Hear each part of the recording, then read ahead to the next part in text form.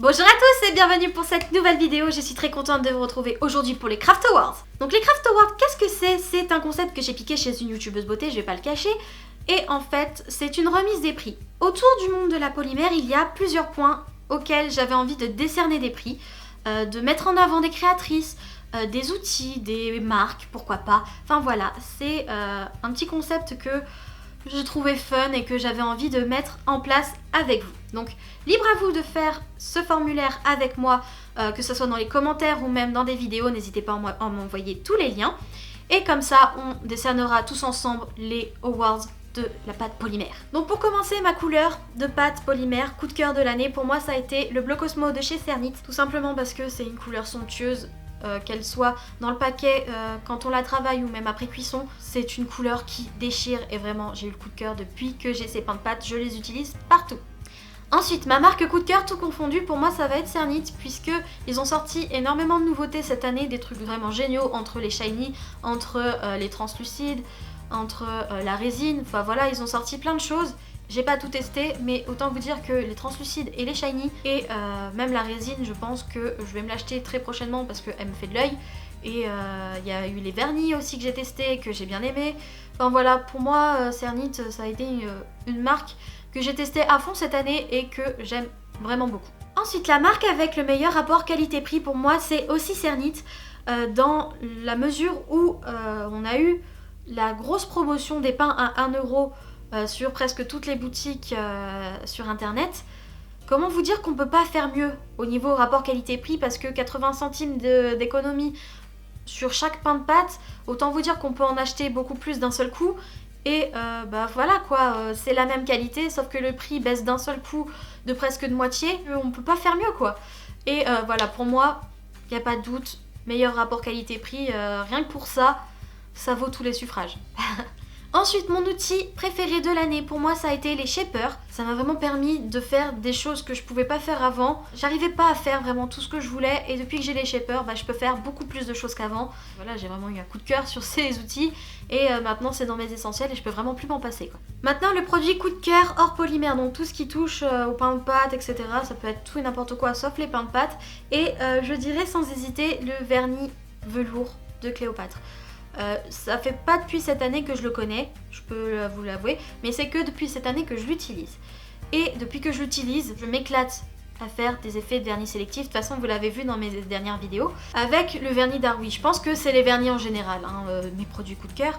Mais voilà, ces deux-là, si vraiment je pouvais en citer qu'un, j'aurais quand même une petite préférence pour le vernis velours parce que j'adore l'effet mat. Mais voilà, les vernis, ça a été vraiment le truc qui m'a fait le plus kiffer. J'ai acheté des tonnes de vernis cette année d'ailleurs, et vraiment voilà, pour moi le vernis velours, c'est vraiment que depuis cette année que je l'utilise et j'en suis complètement folle. Donc ensuite, mon astuce que j'ai découvert cette année et dont je peux plus me passer, c'est le vernis dans les perlex pour faire un médium, pour faire de la peinture et pouvoir colorer mes créations. Parce que c'est vrai qu'en général on utilise les perlex sur de la pâte crue, mais quand on a besoin de faire une pré-cuisson et après on se dit merde, on avait besoin de perlex là, et qu'on peut pas le faire avant parce que sinon ça risque de tout dégueulasser, ben cette technique là c'est autant vous dire le Graal. Parce que avec un petit pinceau on peut aller dans plein de recoins, on peut faire des petits détails, etc. Et pour moi il n'y a pas de doute, c'est mon astuce de l'année. Je l'utilise tout le temps, vous pouvez le voir dans tous mes tutos ou presque. C'est vraiment l'astuce que je préfère et que pour moi, voilà, tous les suffrages. Alors l'après de l'année, pour moi, ça va être la Bélier à griffes parce que c'est très beau, les anneaux, etc. S'ils sont gros, ça fait très joli. Mais c'est vrai que les Bélier à griffes, c'est un côté assez élégant. Ça finit vraiment une création, ça donne un petit côté plus travaillé, ça donne vraiment un coup de peps. Et pour moi, voilà, c'est vraiment l'après de l'année. Je les utilise que depuis cette année aussi. Pour moi, je peux plus m'en passer et quand j'ai pas de Bélier à griffes, je suis très triste. L'embellissement de l'année, j'ai vraiment hésité parce que j'ai des tonnes de breloques que j'adore. J'ai mes cloches en verre, mes globes en verre. Et voilà, pour moi, ces petites choses-là, c'est le Graal. C'est le Graal de ouf. C'est en fait des petits hublots en fait qui peuvent s'ouvrir comme ça. C'est des petites plaques en verre là. Franchement c'est trop beau, la taille elle est parfaite, c'est fait à la main, enfin voilà, il a tout pour lui ce truc là, il a tout pour lui. Et vraiment, faut vraiment que je me mette à faire des créations avec parce que il est trop beau et vraiment pour moi, il n'y a pas de doute, c'est le Graal. Donc je vous dis pas où je l'ai acheté. Je vous donne aucune référence parce que j'ai mis des années et des années à le trouver. Et vraiment, si vous les voulez, eh ben, va falloir chercher. Ma technique de modelage préférée de l'année, je dirais de faire les semelles. C'est pareil, un truc que j'ai découvert avec les créatrices qui font du traditionnel. Je vais avoir tendance à tellement les travailler qu'on peut faire des colliers réversibles à chaque fois. Parce que j'adore ajouter plein de détails dessus. Et ça finit la création, hein. Quand on a un derrière pas joli, bah c'est pas très professionnel. Et depuis que je fais les semelles, bah par exemple celui-là, la semelle c'est ça quoi. C'est collier doublement réversible, tu peux mettre dans tous les sens, ça sera toujours beau. Et donc voilà, pour moi c'est pas négligeable. Pour moi il y a toujours une partie de mes tutos qui est réservée à la semelle tellement que j'aime ça quoi. Ma boutique qui m'a fait le plus dépenser cette année pour moi, ça a été Pearl & Co. En fait tout ce qui est embellissement et breloques etc. Je vais sur les sites sur eBay, sur Etsy, sur AliExpress etc. Mais pour ce qui est de la pâte polymère, des outils, des produits que j'ai à côté, c'est pour la plupart chez Pearl & Co. Parce qu'ils ont énormément de choix. Et sans hésiter pour moi c'est vraiment celle qui m'a fait le plus dépenser. Pour ma création préférée de l'année, sans hésiter je dirais Makina. Parce que j'ai vraiment adoré la modeler. Elle m'a pris beaucoup de temps. J'ai adoré faire les croquis, j'ai adoré la préparer. Déjà c'est du steampunk. Le résultat final je l'adore. J'ai hésité aussi avec celle-là que j'aime vraiment beaucoup. Mais pour moi Makina... Elle a le petit... disons qu'elle a le côté sentimental, le petit point coup de cœur en plus, vous voyez. J'adore celui-là, mais Makina a un petit truc en plus qui fait que je l'aime beaucoup. Ma créatrice francophone coup de cœur de l'année, c'est toujours la même, c'est toujours ma Fancy Puppet d'amour que j'aime vraiment très fort. Si tu passes par là, je te fais des bisous. Elle m'a surprise cette année parce qu'elle est revenue au traditionnel. Elle nous a fait du scrapbooking, elle nous a sorti des planeurs à tomber par terre tellement qu'ils sont beaux.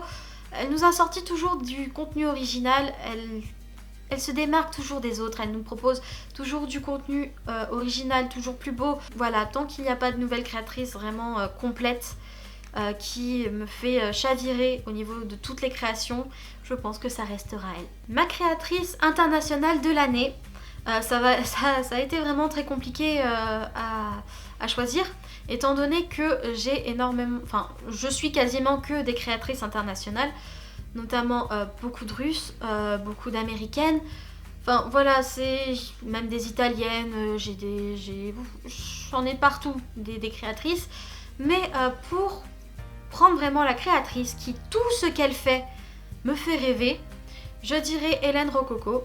Voilà, tout son univers est juste top. Toutes ces photos Instagram que je vois me font rêver. Parce que voilà, j'adore les covers de My Mandarin Ducky. J'aime beaucoup les créations de My Design aussi. Il y a plein de Russes que j'adore, que je suis vraiment assidûment au niveau du tradi aussi. Mais vraiment, tout ce que j'aime, il n'y a pas une seule création que j'aime pas chez Hélène Rococo. Je pense que c'est elle qui remporte voilà, tous les suffrages parce que j'aime vraiment tout ce qu'elle fait. Chez les autres créatrices, il y a d'autres choses où j'ai des petits bémols parce que c'est pas vraiment... il y a des petits trucs que j'aime pas tant que ça. Mais voilà, pour moi, celle qui se démarque quand même des autres créatrices que j'ai découvertes cette année, c'est bien elle. Et pour finir, la mode de création qui m'a le plus plu cette année, je dirais le steampunk, parce qu'il y a eu beaucoup de choses cette année. Il y a eu le steampunk, le tradi, le scrapbooking, utiliser des pierres précieuses pour faire le bijou, il y a eu le plastron, il y a eu plein de choses cette année que tout le monde s'est mis à faire, mais celle qui m'a le plus plu quand même, c'est le steampunk. Il y a eu de gros flops quand même dans les créations steampunk, mais il y a eu aussi des créations vraiment exceptionnelles qui m'ont fait tourner la tête tellement qu'elles étaient belles. Donc pour moi, la mode de cette année qui m'a le plus plu, c'est le steampunk. Parce que après tout, c'est mon univers de création, celui que je kiffe le plus faire, celui qui m'inspire le plus, donc ça peut être que ça quoi, ma mode préférée, puisque pour une fois qu'une mode c'est mon univers, bah voilà quoi, c'est tout bénef. Donc voilà, c'est tout pour cette vidéo, j'espère vraiment qu'elle vous a plu. Si elle vous a plu, n'hésitez pas à partager et à liker cette vidéo, ça me fait toujours plaisir. Et n'hésitez surtout pas à répondre aux tags dans les commentaires ou même en vidéo. N'hésitez pas à m'envoyer les liens. J'ai hâte de savoir quels sont vos awards perso pour la polymère. Donc vraiment, envoyez-moi tout ça, ça me ferait vraiment énormément plaisir. On se retrouve la semaine prochaine comme d'habitude pour une nouvelle vidéo. En attendant, portez-vous bien, je vous aime très fort. Ciao tout le monde.